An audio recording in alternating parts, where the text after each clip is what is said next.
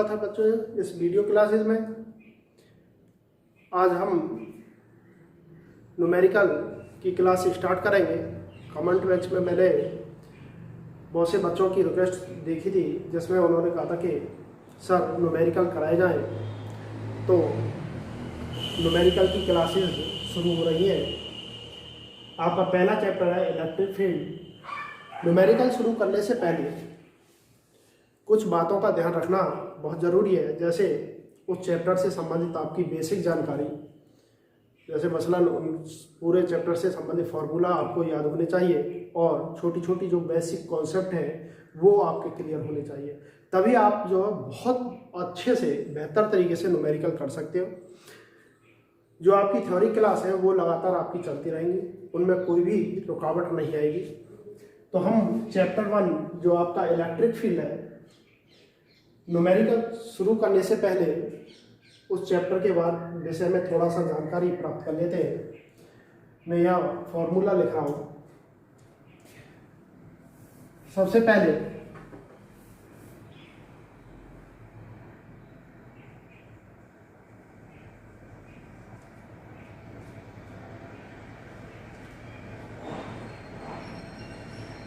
यदि किसी चालक में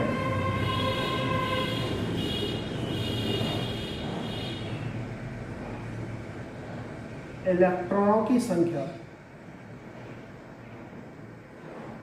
स्मॉल m तथा प्रत्येक इलेक्ट्रॉन पर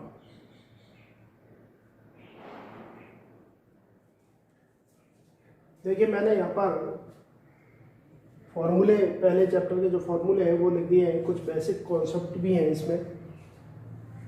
पहला है, जैसे यदि किसी चालक में इलेक्ट्रॉन की संख्या n है और प्रत्येक इलेक्ट्रॉन का आवेश कितना हो, स्मॉल e, तो उस पूरे चालक का आवेश क्या होगा, Q बराबर प्लस माइनस n e।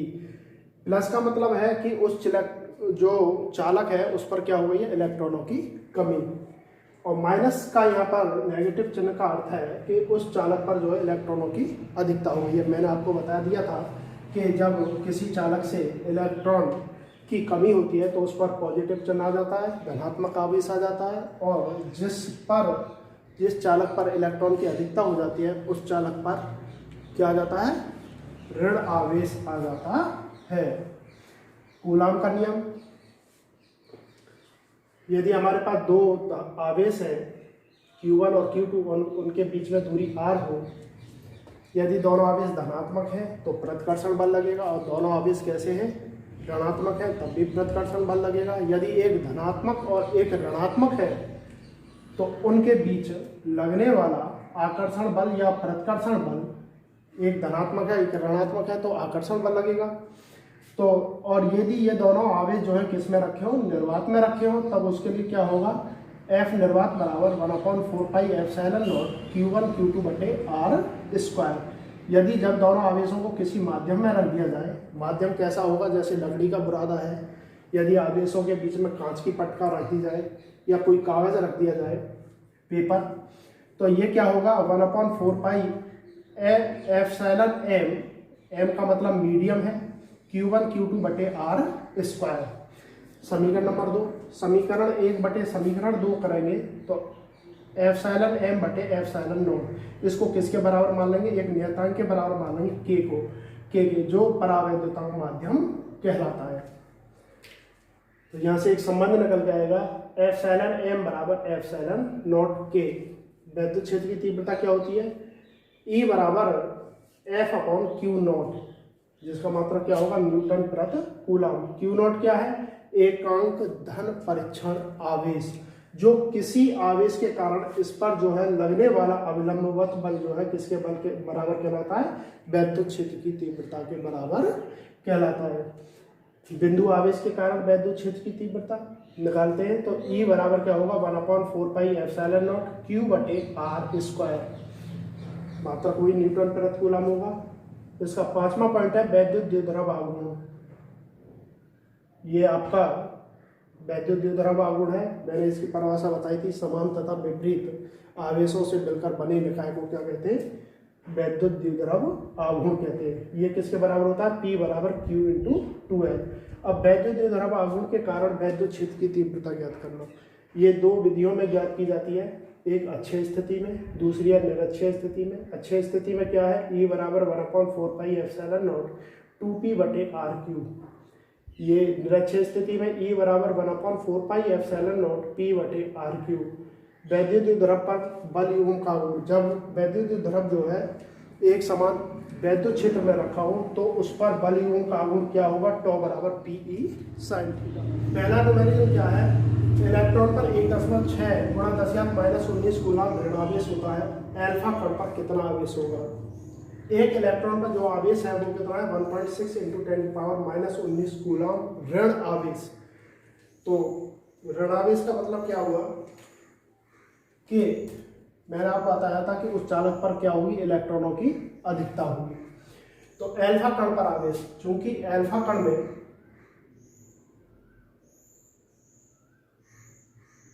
दो प्रोटॉन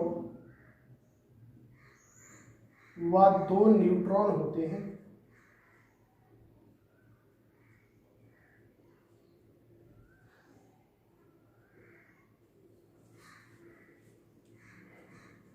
तो इसका मतलब क्या है? इलेक्ट्रॉनों की संख्या भी 2 होगी, क्योंकि प्रोटॉनों की संख्या बराबर है इलेक्ट्रॉनों की संख्या। तो अल्फा कण पर आवेश कितना होगा?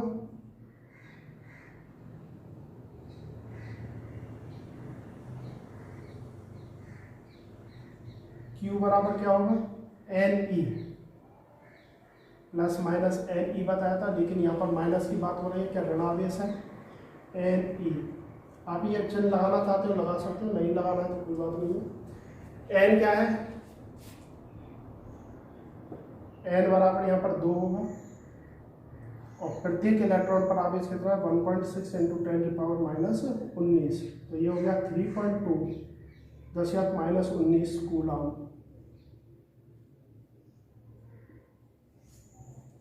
3.2 गुणा 10⁻⁻19 कूलम। क्योंकि इलेक्ट्रॉन पर जो है ऋणावेश है और इलेक्ट्रॉन का मान भी जो है माइनस होता है, माइनस माइनस क्या हो जाएगा? ये प्लस हो जाएगा, इसलिए। इसी प्रकार दूसरा क्वेश्चन है, चालक पर, चालक की बात हो रही है, तो चालक के लिए जो आवेश के लिए सिंबल लेते हैं, चालक का आवेश Q बराबर 1 कूलम। चालक की बात हो रही है तो उसको Q सिंबल से रिप्रेजेंट करेंगे। यदि इलेक्ट्रॉन की बात होती तो इसे स्मॉल e से करते। इस पर सामान्य अवस्था में कितने इलेक्ट्रॉन हैं? इलेक्ट्रॉन पर आवेश कितना होता है? एक इलेक्ट्रॉन पर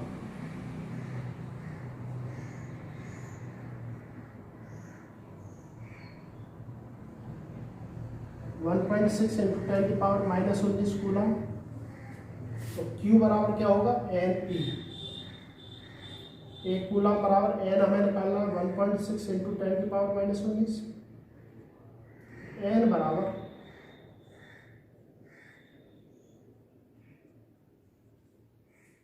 पॉइंट हटाएंगे, 0 बढ़ा देंगे।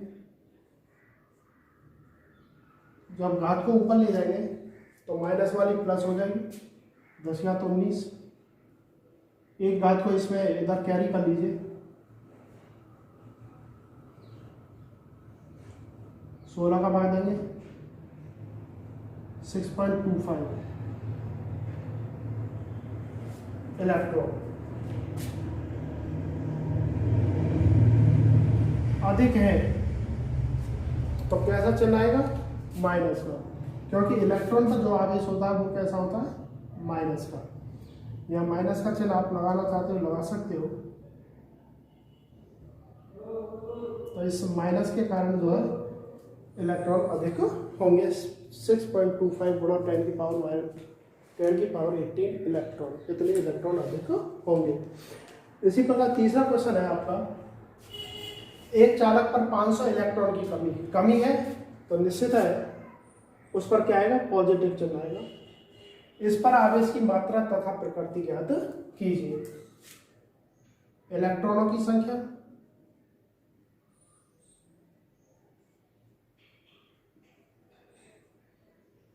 पाँच सौ, और एक इलेक्ट्रॉन पर आवेश कितना होता है? कमी है, कमी है, तो इसका मतलब उस चालक में से इलेक्ट्रॉन निकाले जा रहे हैं। किसी चालक से हम इलेक्ट्रॉन निकालेंगे तभी तो उस चालक पर इलेक्ट्रॉनों की कमी आएगी। तो इलेक्ट्रॉन की संख्या स्मॉल n बराबर कितनी है? 500 इलेक्ट्रॉन। एक इलेक्ट्रॉन का आवेश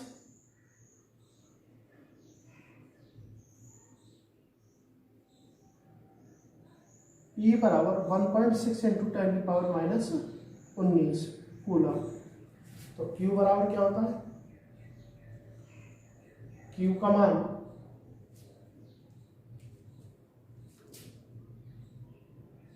निकालना है 500 गुणा 1.6 इंटू 10⁻⁻19। पॉइंट से जीरो काट सकते हैं, 16 पंजे 80।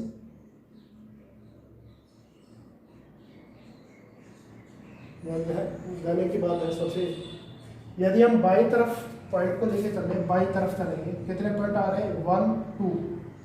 इसको हम यदि ऐसे लिखें, 2.20 आ रहे हैं तो इसमें प्लस हो जाएगी 10⁻⁻19 प्लस 2।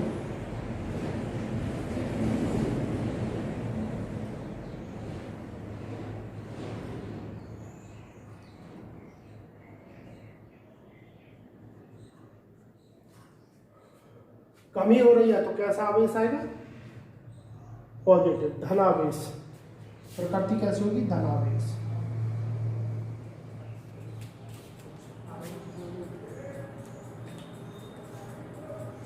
ये नेक्स्ट न्यूमेरिकल है। यदि शुद्ध जल का परावैधतांक, तो परावैधतांक को किससे रिप्रेजेंट करते हैं? के से। तो ये किसका मान है? के बराबर 81। इसकी निरपेक्ष वैद्युतशीलता, निरपेक्ष वैद्युतशीलता क्या होगी? एप्सिलॉन m, क्योंकि निरपेक्ष वैद्युतशीलता कहलाती है जब आवेश जो है किसी माध्यम में रखा हो। तो एप्सिलॉन नॉट का मान क्या होगा? इसका मान वैल्यू जो है निश्चित होगी 8.85 गुणा 10⁻12 कूलम स्क्वायर प्रति न्यूटन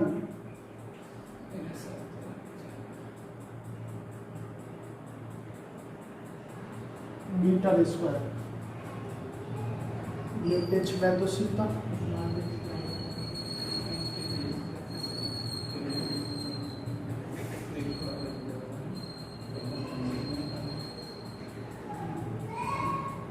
एप्सिलॉन m बराबर क्या होगा? एप्सिलॉन 0 के सूत्र लिखा है 8.85 -12 गुणा 81। तो इसके आप मल्टीप्लाई करोगे, इसकी मल्टीप्लाई कर लीजिए। तो इसकी मल्टीप्लाई कितनी आई? 716.85 गुणा 10⁻⁻12। हम बाई तरफ 2 पॉइंट लेकर चल रहे हैं तो इसको लिख सकते हैं 7 पॉइंट। इस 8 की वजह से 5 से या 5 से अधिक है तो एक वैल्यू बढ़ जाती है। यहाँ पर 7.17 गुणा 10⁻⁻10, मतलब ये होगा कूलम स्क्वायर प्रति newton metre square. Next question है, दो प्रोटॉनों के मध्य लगने वाले प्रतिकर्षण बल की गणना कीजिए। तो प्रत्येक प्रोटॉन पर आवेश कितना होगा?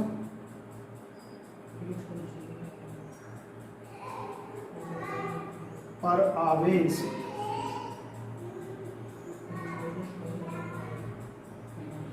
E1 बराबर E2 1.6 इंटू 10⁻⁻19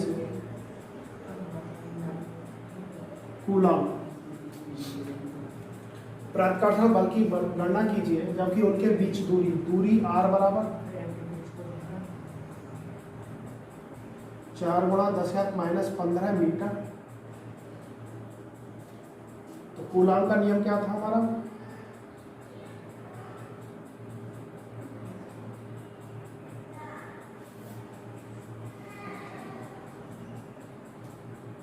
F बराबर 1/4 pi epsilon not E1 E2 बटे आर स्क्वायर, इसकी जो मान है वो निश्चित होता है 9 गुणा 10 घात 9, 1.6 इंटू 10 की पावर -19 इंटू 1.6 इंटू 10 की पावर -19 आर स्क्वायर 4 गुणा 10 घात -15 इसका होल स्क्वायर। जब इसकी मल्टीप्लाई करेंगे, कैलकुलेशन कीजिए,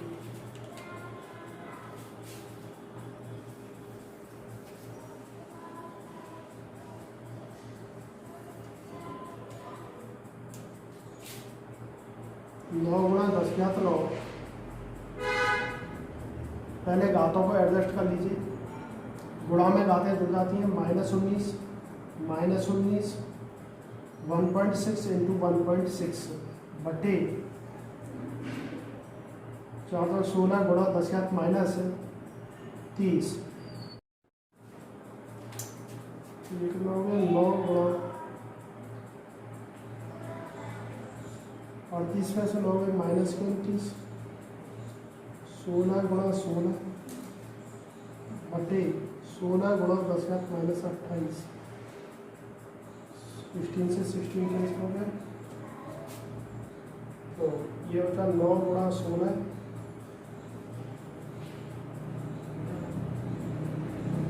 बटे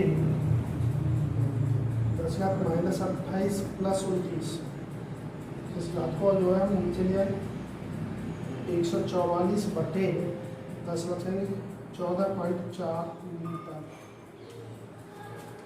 देखिए नेक्स्ट क्वेश्चन है आपका, एक 92 यूरेनियम 238 परमाणु अल्फा कण उत्सर्जित करता है। जब किसी तत्व से एक अल्फा कण उत्सर्जित होता है तो उसके परमाणु क्रमांक में 2 की कमी तथा परमाणु भार में 4 की कमी आ जाती है। एटॉमिक नंबर और एटॉमिक वेट में दोनों में डिफरेंस आ जाता है।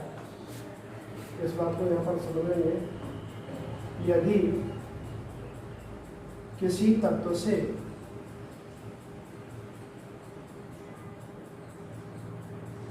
वन अल्फा कण उत्सर्जित होता है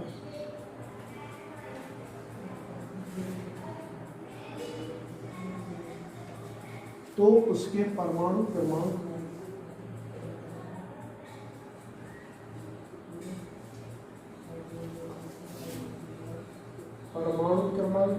तथा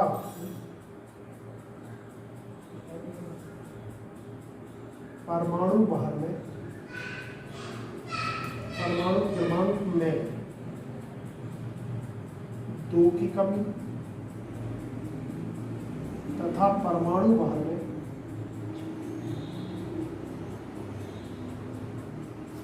जिसे बोलते हैं द्रव्यमान संख्या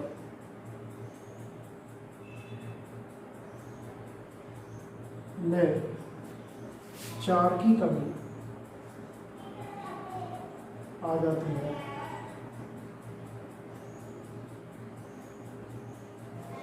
जैसे ये दिया हुआ है 92 यूरेनियम 238, तो ये क्या कहलाता है? ये कहलाता है इसका परमाणु क्रमांक।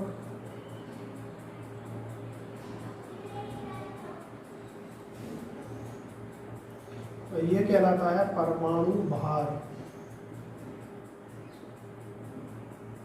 या इसको बोलते हैं द्रव्यमान संख्या। ये बात समझ में आ गई? इसमें से यदि हम एक अल्फा कण उत्सर्जित कर रहे हैं तो निश्चित है इसके परमाणु क्रमांक में कितनी कमी होगी? 2 की कमी, और परमाणु भार में 4 की कमी। तो 2 की कमी होने पर क्या होगा? 90, और यहाँ पर 4 की कमी होने पर कितना हो जाएगा? 234। तो एक नया तत्व बनता है, वो किस प्रकार बनेगा? देखिए 92 यूरेनियम 238, एक अल्फा कण हमने उत्सर्जित कर दिया। 90 कोई भी तत्व मान सकते हो, एक्स मान लीजिए। 234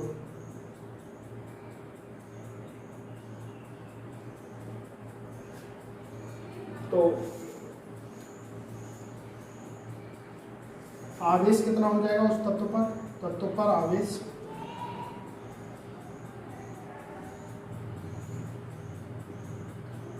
Q1 बराबर 2e, क्योंकि 2 इलेक्ट्रॉन, एक अल्फा कण पर कितने इलेक्ट्रॉन होते? 2 इलेक्ट्रॉन। और Q2 बराबर कितना हो जाएगा? 90e। यहाँ पर कूलाम का नियम लगाइए।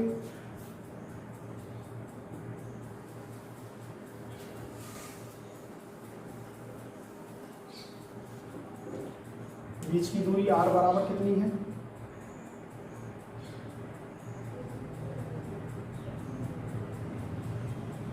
9 गुणा 10⁻⁻15 मीटर।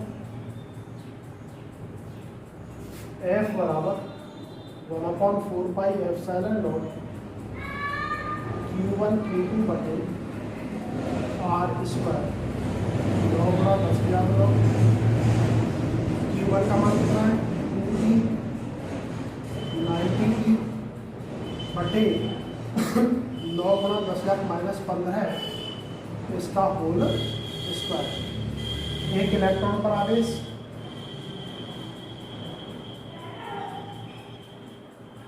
1.6 × 10⁻⁻19 कूलम, ये निश्चित होता है।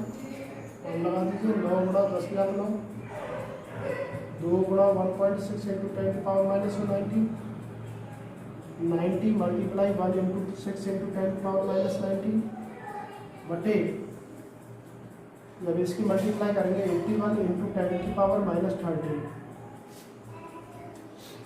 इस पॉइंट से इस जीरो को कैंसिल कर सकते हैं। 9 9 है 81,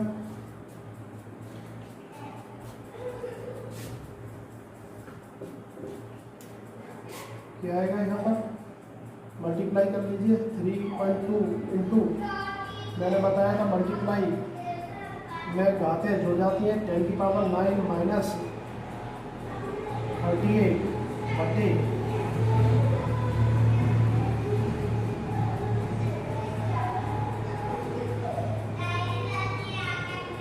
29 प्लस ऊपर जाने पर 30 हो जाएगा।